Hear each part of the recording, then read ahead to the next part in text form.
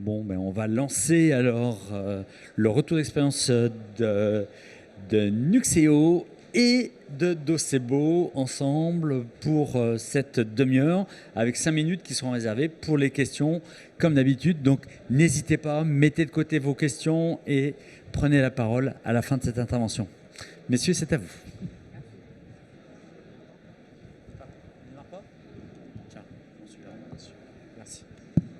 Ça devrait mieux marcher. J'imagine qu'on m'entend. Bonjour, merci à tous d'être là. Je m'appelle Abdel, je suis Customer Success Manager pour Docebo. Et voilà, aujourd'hui, on va se concentrer sur un cas plutôt concret. On ne va pas parler de la plateforme ou quoi que ce soit, mais de ce qu'un client a fait avec la plateforme.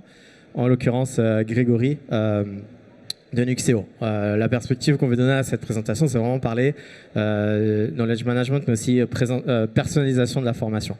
Donc, ce qu'il a fait avec la plateforme, vraiment. Voilà, on suit une structure assez classique, donc présentation, contexte, choix de la plateforme. On veut vraiment se concentrer plus avec Grégory sur, comme j'ai dit, la personnalisation, décidément, de la plateforme. On va vous présenter vraiment, et je pense que Grégory va vous faire voir ce qu'il a fait avec la plateforme en termes d'expérience utilisateur, en termes de contenu, la manière dont il a organisé les contenus. Et donc, voilà, j'espère qu'il y aura aussi pas mal de questions sur ce qu'il a fait, comment il l'a fait, et sur les leçons qu'il a tirées du déploiement de cette plateforme. Voilà, Docebo, très rapidement. J'ai pas envie de m'étaler sur le slide, mais on est une entreprise italienne à capitaux canadiens. On est une entreprise qui propose ses services de manière globale, même si on est un peu relativement nouveau en France. Et voilà, c'est un des axes de la présentation d'aujourd'hui, mais c'est aussi un de nos axes en général: personnalisation du contenu, expérience utilisateur, innovation, ce grand mot qui sert chez nous à dire social learning, intelligence artificielle dans le sens de la personnalisation de l'expérience et du contenu qui est proposé aux utilisateurs. Voilà. Moi-même, je suis Customer Success Manager, donc c'est un poste maintenant assez classique dans l'industrie SaaS, donc en charge de la gestion de la relation client, du renouvellement du contrat et de toutes les questions de best practice. Donc moi, je suis là vraiment pour accompagner le client, pas pour vendre, mais pour lui expliquer comment utiliser telle ou telle fonctionnalité de la meilleure manière possible, on va dire. C'est à toi, je pense, Grégory. Peux-tu nous en dire plus sur Nuxeo ? Bonjour à tous, je m'appelle Grégory Carlin et je suis responsable de la gestion des connaissances au sein de Nuxeo. Mon objectif pour aujourd'hui, c'est de vous montrer comment est-ce que Nuxeo a réussi à se positionner dans son secteur comme un des leaders de la communauté des développeurs et de grandir l'écosystème partenaire de manière très importante. Donc Nuxeo, que je représente, donc on est aussi éditeur de logiciels, pas sur le même marché. Notre boulot, c'est de fournir une plateforme qu'on appelle Nuxeo Platform pour gérer des documents. Donc ça peut être des images, des vidéos. Donc vous voyez l'illustration ici en haut à gauche. Moi, je suis responsable de ce qu'on appelle Nuxeo University. C'est la plateforme d'apprentissage en ligne, donc basée évidemment sur Docebo, pour pouvoir aider les utilisateurs à utiliser notre plateforme. Donc notre plateforme, elle est déployée par un écosystème de partenaires, donc des développeurs, des intégrateurs. Et leur travail, c'est de répondre aux besoins du client, parce qu'on a besoin de pouvoir créer ces types de documents, créer sa recherche, etc., etc. Sauf que quand on arrive dans notre plateforme, il y a beaucoup de choses à faire et on ne sait pas par où commencer. Et c'est de là d'où est né Nuxeo University. Donc en termes de population, les premiers, ça reste nos partenaires. Donc on a Nuxeo, c'est 150 personnes, c'est pas très grand. Par contre, en termes de partenaires, c'est très très grand. On a des gros comme des Cognizant, des Infosys, des Accenture, mais qui font des projets au niveau international. Et c'est à eux qu'on s'adresse majoritairement. On s'adresse aussi aux prospects qui sont intéressés par notre plateforme pour mieux la connaître avant de l'acheter, et aussi à nos clients pour continuer à se former. On intervient chez eux pour les aider à faire leurs projets, mais eux aussi sont autonomes et eux aussi ont envie de savoir comment utiliser la plateforme. Et donc, ce que vous voyez ici, et donc j'aurai le temps de vous dérouler un petit peu la plateforme, c'est Nuxeo University en bas à droite. Hop, tu peux passer. Alors, en termes de contexte, comment ça s'inscrit Nuxeo University? Le premier besoin, c'est de former les partenaires. Nuxeo, à la base, c'était une boîte française qui est née dans les années 2000. La plateforme existe depuis 2010. Donc, on a commencé tout petit. Et là, maintenant, on est très, très grand. On a des grands comptes comme Nike, par exemple, qu'on peut citer. C'est vraiment le gros projet de gestion de documents de Nike. Ce n'est pas juste une petite direction. C'est vraiment des gros projets. Et on a besoin de former ces partenaires qui ne connaissent pas a priori Nuxeo et qui doivent mettre en place notre plateforme. Donc on doit structurer des plans d'apprentissage. Donc c'est bien de poster des vidéos, de poster des tutoriels, mais c'est bien aussi de pouvoir les enchaîner de manière logique pour nos différents partenaires. Ensuite, on avait besoin d'intégrer des services innovants. Donc Nuxeo en tant que plateforme, on veut différencier par rapport à nos concurrents parce que voilà, nous aussi on est sur des choses innovantes, tout ce qui est intelligence artificielle et ces choses-là. Et on voulait aussi une plateforme qui soit à notre image, qui puisse évoluer. Autre point important, c'était la partie de certification pour que les gens puissent être reconnus comme quoi ils étaient compétents sur la plateforme. Et enfin, l'autre challenge, c'était la gestion de la mise à jour des contenus. Comme tout éditeur de logiciels, on a des versions qui sont récurrentes. Donc, et évidemment, c'est un gros travail de mettre à jour l'ensemble de ces versions dans l'ensemble des différents objets d'apprentissage. Donc ça, c'était un challenge assez important. Donc pour le choix de la plateforme, donc on était parti d'une plateforme quand j'ai joint la société il y a 3 ans, qui avait été choisie, un petit LMS pour se lancer. Donc j'ai dit c'est super, on va pouvoir commencer, c'est une vraie application. Sauf qu'au bout de 2 mois, je me suis rendu compte que j'étais coincé. J'étais coincé pour beaucoup de choses. La première des choses, c'était qu'on avait pensé la chose en se disant il va y avoir 2 ou 3 partenaires. Et en fait, très rapidement, on s'est rendu compte qu'il y en aurait une vingtaine. Après, on s'est rendu compte aussi qu'il y avait beaucoup plus de contenu à créer. Et c'est pour ça qu'on était coincé, on a dû changer de plateforme. Donc on a fait une étude, donc on a fait une étude de solution et un POC, donc avec Docebo et d'autres solutions. Et en fait, ce qu'on a retenu Docebo pour plusieurs choses. Donc si je prends les points principaux, le premier c'était la capacité à sortir du cadre. C'est bien de répondre aux besoins actuels, mais nous, quand j'ai mis en place la plateforme il y a 2 ans et aujourd'hui, elle n'a vraiment rien à voir. On a commencé sur un jeu de fonctionnalités simple et après, à chaque fois, on a dû rajouter de la gamification. C'est bien de ces bouts-là.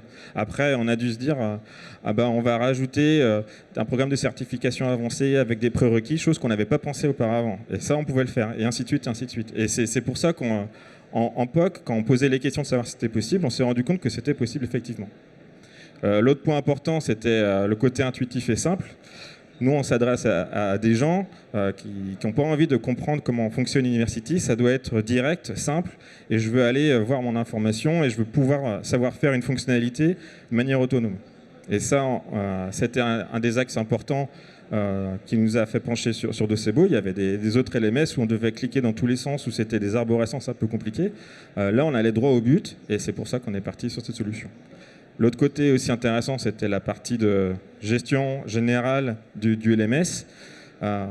Donc au début, quand on commence dans ce genre de plateforme de e-learning, on se dit je vais avoir un endroit où je vais déposer mes vidéos et puis je vais publier mes vidéos.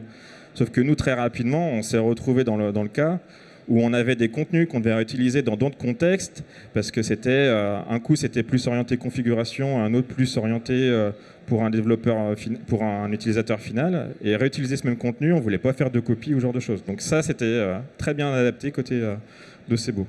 Et enfin, tout ce qui est le côté marketplace et fonctionnalités qui était très exhaustif, donc on s'était dit on part assez sereinement. Donc je vais vous faire une petite démonstration de Nuxeo University. Hop, je vais me passer là, ça sera plus simple pour passer les slides.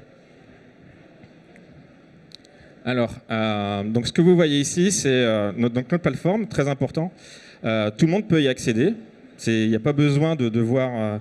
C'est pas payant, c'est gratuit, puisque Nuxeo, j'ai peut-être oublié de le dire, c'est une solution qui est open source. Donc on est un peu dans cette philosophie cuisine ouverte. On peut regarder ce qu'il y a dedans. Et bah, nous, le côté University, c'est pas quelque chose qu'on fait payer à nos personnes, c'est quelque chose qui est libre d'accès. Vous pouvez aller sur university.nuxeo.com, vous serez sur cette page, et vous pouvez vous créer un compte en haut à droite, donc avec votre adresse Google ou quoi. Donc dessus, ça nous permet de pouvoir mettre un premier message et pouvoir proposer les cours qui ont été publiés récemment. Une fois qu'on se connecte, on arrive sur le dashboard. Alors je vous invite vraiment à regarder, aller au stand Docebo, regarder, on va dire, une installation standard. Et nous, ce qu'on en a fait, en termes de personnalisation de l'interface, on a été très très très loin. Donc après, notre objectif, c'est pas de faire du design à fond, mais après, l'outil nous donnait la capacité A. Donc on a vraiment pu s'aligner même sur le même chart graphique que le site web, de sorte que ça paraît vraiment une application qui sort de chez nous. Donc quand on se connecte, donc la première chose qu'on a dû mettre en place, et ça c'était très important, c'était ce que vous voyez, je suis nouveau dans Nuxeo Platform, je veux découvrir. Donc ça c'est quelque chose qui n'était pas présent initialement, on n'avait pas pensé, on avait juste proposé ici la bibliothèque de cours. Et très rapidement, on s'est rendu compte, les gens ont envie d'apprendre, il faut pouvoir les guider. Donc on a mis ici tous les plans d'apprentissage pour pouvoir se lancer dans la plateforme. Et on va le découvrir dans la slide d'après. Ensuite, ce que vous voyez ici, et ça c'est aussi un cas qui est propre Nuxeo, mais après je pense que vous pouvez l'adapter à votre contexte, c'est qu'on a des populations différentes qui vont accéder au contenu. On a des personnes qu'on va appeler plus utilisateurs finaux. Eux, ce qu'ils veulent, c'est je veux découvrir la nouvelle fonctionnalité de fédération de contenu de Nuxeo. OK ? Mais c'est juste je regarde une vidéo et je sais ce que ça fait. On a des personnes qui, eux, vont travailler sur la partie configuration. Donc, comment est-ce que je configure la plateforme? Donc là, c'est déjà plus avancé. On a aussi des développeurs, donc des développeurs qui font de l'interface, des développeurs qui font vraiment du code, et eux aussi ils s'intéressent à ça. Donc vous voyez qu'on fait vraiment le grand écart entre la personne qui connaît rien au code de Nuxeo et la personne qui veut aller dedans pour se lancer. Et enfin des personnes qui sont des architectes, des administrateurs. On a dit, et on a affiché en bas l'ensemble de nos cours. Ce qui était important dans notre réflexion de structuration du LMS, c'est les jeux de couleurs. Alors ça paraît tout bête, hein, mais mettre des couleurs suivant le profil de cours, ça a été très important pour pouvoir mieux les guider dans la suite et pas être perdu. Pour la petite histoire, on avait des jeux de couleurs suivant le type de contenu, donc si c'était une vidéo, une certification, un plan d'apprentissage, et aussi des jeux de couleurs suivant le profil. Alors, moralité, les utilisateurs, ils voyaient des couleurs partout, ils étaient perdus. Donc ce qu'on s'est dit, et c'était beaucoup plus simple, et ça a été un retour immédiat d'utilisateurs, on utilise 4 couleurs, et ces 4 couleurs, je sais que cette couleur-là, c'est pour moi. Parce que ce qui les intéresse, c'est pas le format, ce qui les intéresse, c'est savoir le type de contenu qu'ils vont consulter. Donc là, en fait, ce qu'on a fait, on va cliquer sur le « Je suis nouveau dans Nuxeo Platform ». Et donc ici, c'est la première page qu'on est censé consulter pour se lancer dans Nuxeo. Donc, déjà, on présente les choses basiques. Donc, je suis nouveau, comment ça fonctionne en gros, donc les plans d'apprentissage, le programme de certification et comment rester à jour. Ça, c'est quelque chose qui était très très important, qui n'était pas justement au moment du POC. Et juste après le POC, on s'est rendu compte que c'était quelque chose de fondamental. C'est avertir ces utilisateurs d'une nouveauté. Un nouveau cours est publié, allez le consulter. Donc, nous, on a une équipe marketing qui fait du Twitter, et du LinkedIn, etc. Nous, par contre, ici, on avait un système avancé d'utilisation du système de notification en interne. Donc ça, c'est une chose. Mais on avait aussi le système de mailing et de notification par mail. Et ça, c'était quelque chose qui nous a changé la vie. On a pu vraiment créer une relation avec nos partenaires de cette manière-là. Et on a pu aussi, du coup, aussi indirectement, intégrer les notions de gestion des données personnelles et GDPR et ce genre de choses directement dans Docebo. Et là, ce que vous voyez, c'est les différents profils d'apprentissage. Donc, on ne lance pas les utilisateurs en fait sur la galaxie de vidéos. Donc, pour vous donner une idée, on a à peu près 150 supports pédagogiques. Donc, c'est des vidéos majoritairement, donc ça fait beaucoup. Et on n'a pas envie que l'utilisateur se pose la question de je suis développeur, qu'est-ce que je fais? Voilà, on fait les choses simples. On lui dit commence par le Launchpad, qui est vraiment le départ. C'est-à-dire, tu vas apprendre ce que c'est Nuxeo d'une manière globale, quel que soit ton profil. Et ensuite, suivant ton profil, tu vas aller sur un plan d'apprentissage. Donc, on voit la petite durée à chaque fois. Et les utilisateurs ont vraiment pris le pli de pouvoir commencer de cette manière-là dans la plateforme. Donc là, ce que vous voyez, c'est un plan d'apprentissage donné. Donc un plan d'apprentissage, c'est une séquence de cours. Quand on arrive dans une plateforme, ce qui n'est pas bon, c'est d'arriver, de consulter un cours et de se dire, bah, zut, il a parlé d'un concept que je ne maîtrise pas. Donc ça, le plan d'apprentissage, c'est ce que ça permet. Ça permet d'avoir une suite logique de cours en se préoccupant des prérequis. Et ça permet aussi d'augmenter graduellement le niveau de difficulté des choses. Donc vous voyez, tiens, par ailleurs, au niveau du Launchpad, j'ai 2 couleurs différentes. Donc c'est vraiment l'idée de voir un petit peu de ce que c'est l'architecture de Nuxeo, un petit peu de fonctionnellement comment est-ce que ça démarre. Parce que là, notre prérequis, c'est de dire un développeur, par exemple, il a besoin de connaître comment fonctionnellement fonctionne la plateforme. Et ça, ce que vous voyez, c'est un cours donné. Donc pour nous, un cours, c'est une séquence de vidéos que vous voyez sur la droite. Donc ici, c'est un cours pour apprendre à découvrir la plateforme, vraiment le cours de base. Donc vous voyez que c'est une séquence de vidéos. Nous, nos vidéos, elles font à peu près 5 minutes. On s'est rendu compte rapidement que des vidéos de plus de 5 minutes, on perdait l'utilisateur. Donc on se restreint vraiment à ces 5 minutes. On fait nous-mêmes tout ce qui est montage vidéo, voix, etc., etc. Et on le publie directement donc, dans Docebo. Donc on agence ces différents cours. Et la chose qui est très importante, c'est la partie de description. Donc on s'est rendu compte que la vidéo seule ne suffit pas. Il faut enrichir la vidéo, donner du contexte et surtout aider l'utilisateur à aller plus loin. Je veux découvrir la plateforme, c'est pas parce que j'ai vu 5 minutes de vidéo que je comprends. J'ai besoin d'aller plus loin. Dans ce cadre-là, je vais pouvoir regarder les infos. Donc très important, je travaille quotidiennement avec la personne de l'équipe documentation. Donc on a une documentation exhaustive et à chaque fois, justement, on référence tous nos liens de documentation ici. Et on fait exactement la même chose côté documentation. On référence toutes les vidéos qui sont liées. Donc c'est bidirectionnel. Et ça permet vraiment, et on l'a vu en travers de stats qu'on a monté, qu'on a vraiment ce lien entre les 2 plateformes. On a mis aussi le transcript, ça c'est pour les personnes sourdes et malentendantes, ça peut être aussi utile, et aussi pour les personnes qui ne parlent pas très bien en anglais, puisque les vidéos sont en anglais. Autre point intéressant, c'était la partie de gestion des certifications. Donc ça, c'était un vrai sujet. On s'était dit, bonne certification, c'est pas compliqué, c'est un QCM. Donc au début, oui. Sauf que, comme on l'avait pensé, nous, il y a quand même des prérequis entre les niveaux de certification. Donc on ne peut pas aller directement être un expert développeur si on ne connaît pas un minimum la plateforme. Donc c'est celle-là. Donc on a dû cadencer ces choses-là. On a dû aussi paramétrer le pourcentage de bonnes réponses. On a dû ajuster, et je ne pensais pas que ça serait si compliqué, ajuster en fait l'obtention d'une certification. Donc au tout départ, quand on a lancé notre programme de certification, beaucoup de gens la rataient. On s'est dit, on ne comprend pas pourquoi, parce que c'est assez simple. Et en fait, c'est simplement parce qu'au niveau de la notation, on s'était dit, c'est choix multiples, j'ai le point si j'ai toutes les bonnes réponses. Et très souvent, on s'est retrouvé avec des personnes qui cochaient les 2 réponses sur 3. Donc, ils n'avaient pas le point. Et ça, c'était un ouf de soulagement quand on s'est vu côté plateforme qu'on est capable de jouer sur cette petite différence qui paraît infime et qui fait un résultat très important derrière. Dire, on a réussi à passer des utilisateurs qui étaient à 40% de réussite à plus de 70%, juste pour cet aspect-là. Ce n'était pas pour leur donner la certification, mais ça permet de mieux refléter en fait leur niveau. Ne pas oublier qu'ici, nous, notre objectif, on rappelle, c'est ouvert. On veut stimuler les gens. Notre pari, c'est on veut vraiment qu'ils s'investissent à fond dedans. Donc, c'est pas de les punir et pas de leur dire vous êtes un mauvais apprenant. C'est vraiment de les encourager, de leur dire c'est bon, tu as réussi la fondamentale, continue avec la suite.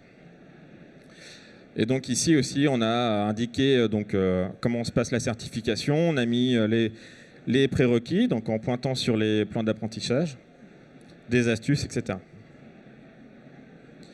Donc là, vous ne le voyez pas, mais sur la partie de gauche, on a un petit panneau qui s'ouvre et qui se ferme.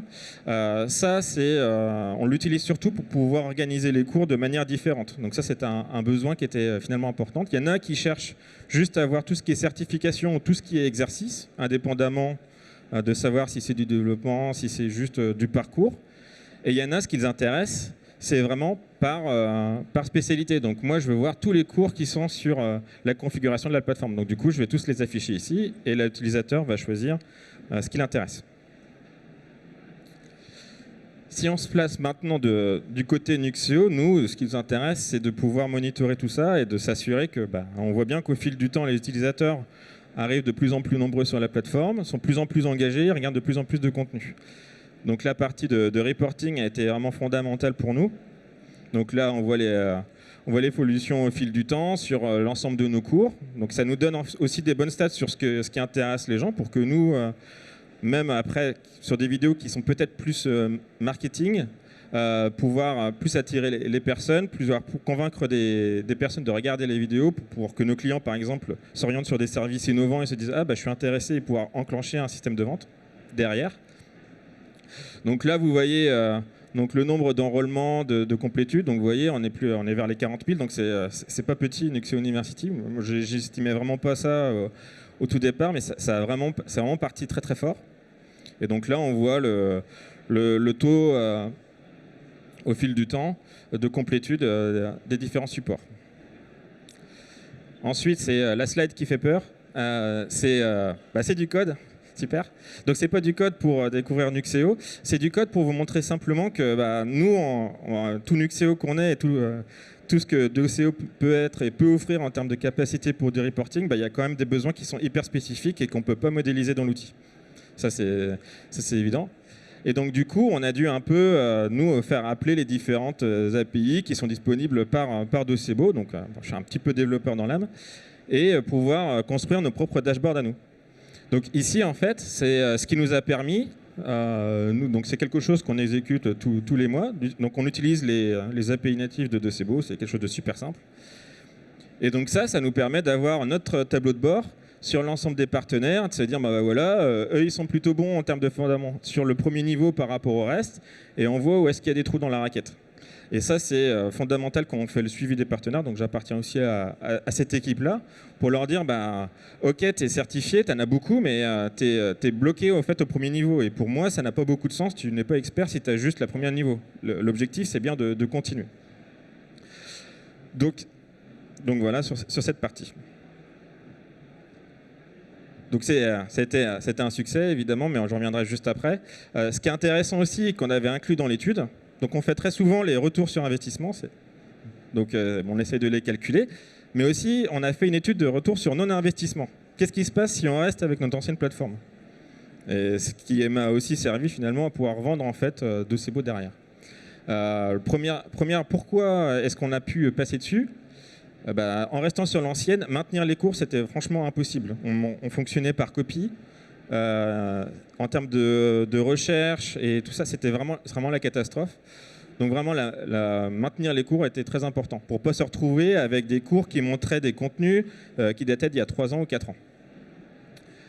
L'augmentation des opérations manuelles, au tout départ, je passais énormément de temps à moi-même valider les certifications. Je n'avais vraiment pas le choix. Là, j'ai totale confiance en l'outil pour pouvoir valider une certification, lui donner son diplôme, lui dire de continuer, etc. etc. Donc, pour la petite histoire, on a même intégré le système de certification avec des exercices de code en ligne qui donnaient les résultats directement dans la plateforme. Ce qui était le gros problème de rester avec l'ancienne, c'était le manque de communication. Encore une fois, je vais parler du système de notification derrière. Ça, c'était fondamental et ça a changé notre vie, de pouvoir échanger directement avec nos utilisateurs qui ont utilisé le module de chat, qui ont utilisé les notifications, qui ont envoyé des emails pour pouvoir travailler avec nous pour améliorer les contenus, produire des contenus qu'ils attendaient, parce que c'est pas forcément simple de savoir ce qu'attendent les utilisateurs. Et ne pas partir, ça aurait été vraiment compliqué de gérer où on est un partenaire, tout simplement. Donc je vais laisser la main à Abdel pour vous expliquer le déploiement du projet. Merci. C'est un slide assez théorique, je ne sais pas si je vais passer beaucoup de temps dessus. Le point de ce slide, c'est vraiment de vous dire qu'on ne livre pas un LMS en 3 mois après la phase de mise en place, en s'attendant à ce que ça ne change pas après. C'est un peu en lien avec ce que disait Grégory au début. Le projet LMS va forcément changer au cours du temps, donc on essaie d'accompagner le client dans différentes phases qui ont des noms indicatifs et très théoriques ici. Mais la question, par exemple, de la roadmap est importante. On a des nouvelles fonctionnalités qui sortent techniquement toutes les semaines, plus tous les 3 mois. Ça va être tous les mois maintenant. Et donc, le fait d'être en contact avec Grégory et de voir comment ces nouvelles fonctionnalités peuvent lui servir a été vraiment utile.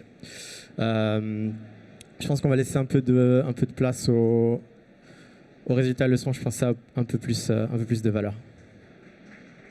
Merci. Donc c'est la dernière slide avant les questions. Donc les résultats et les leçons. Mon premier choix, première chose importante, c'est quelque chose qu'on ne regrette pas. Donc toujours 2 ans après, on s'est dit on a bien fait de partir avec Docebo, et la crainte de tout le monde était de se dire au bout de 3 mois, on voit qu'on est ric-rac. Là, on est toujours hyper content. On l'a même pour information. Maintenant, on est en train d'intégrer Docebo dans notre onboarding interne quand on a un nouvel employé. Donc ça touche même à la partie ressources humaines. On a fait des tracks spécifiques pour les nouveaux arrivants, quel que soit leur profil. Et maintenant, je rencontre tous les nouveaux arrivants de la boîte. Donc on est une boîte dans l'IT, ça tourne. Et donc c'est très important qu'ils soient productifs assez rapidement. Donc vraiment, notre onboarding interne, c'était très important. Et donc c'est vraiment une success story. C'est vraiment quelque chose qui est une référence chez nous quand on parle de Nuxeo University, en interne mais aussi en externe. J'ai vraiment des discussions régulières avec les partenaires qui me disent c'est vraiment top, on regarde les contenus, on est vraiment dedans. L'importance de l'innovation. Voilà, au fil de l'eau, University a beaucoup changé. Là, il y a le coach virtuel qui est un bot qui nous pose des questions en disant qui nous relance sur les cours qu'on n'a pas vus, c'est intéressant. Les notifications, on a intégré au cours d'année la gamification et ça a pris énormément, juste pour un peu challenger les différentes personnes. Là, il y a l'application mobile qui est sortie, ça commence à intéresser. Pouvoir customiser l'UI comme on veut, ça a vraiment beaucoup plu. Et enfin, dernier point, c'est que maintenant, ça fait vraiment un vrai différenciateur en termes de vente. Quand on compare Nuxeo avec d'autres solutions, en disant vous allez partir avec notre concurrent, mais ça va être compliqué. Alors que nous, on vous aide vraiment, on vous donne toutes les billes.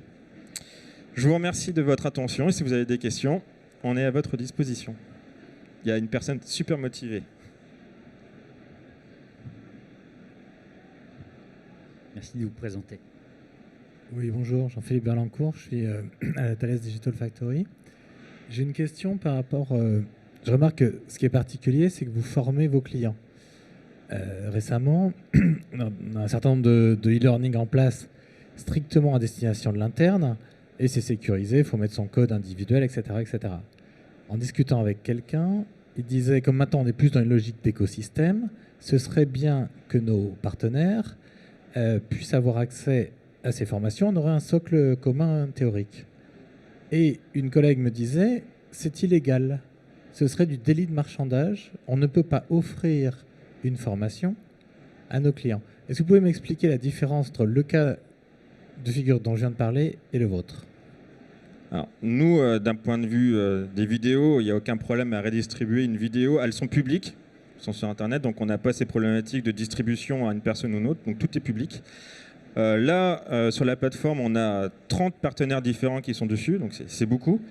On partage l'ensemble de ces contenus avec ces 30 personnes, y compris les gens de Nuxeo. On a structuré vraiment, d'un point de vue sécurité, en différents domaines, chacune des personnes. Ce qui fait que quand moi je me connecte, je suis Nuxeo, je vois peut-être certains contenus, c'est pas peut-être, c'est sûr, certains contenus qui sont propres à Nuxeo, type je dois savoir toutes les normes de sécurité qu'on doit respecter parce qu'on respecte des normes, et je dois les regarder, tout ce qui est GDPR, tout ce qui est training interne. Et ça, c'est vraiment bien cloisonné en termes de contenu. Donc on n'a pas cette problématique de distribution de cours. Voilà. D'autres questions ? Eh bien, on est juste rendu au bout du temps. Merci beaucoup. Merci à pour cette tous. présentation.